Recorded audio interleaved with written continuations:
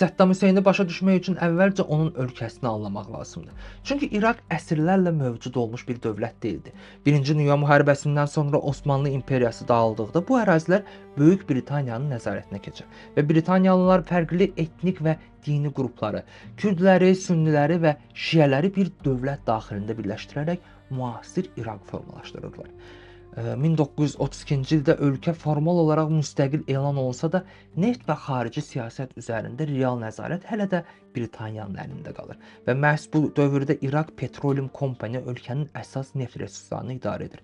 Yəni İraqın ən böyük sərvəti faktiki olaraq xarici şirkətlərin nəzarətində olur və bu vəziyyət illərlə cəmiyyət daxilində narazılıq, çevrilişlər və radikal ideyaların yaralmasına səbəb olur. Məhz belə bir qeyri-sabit, xarici təsirlərin güclü olduğu və gücün zorla alındığı bir ölkədə yoxsul bir kənddən çıxan bir uşaq zamanla bütün sistemi ələ keçirəcəkdi.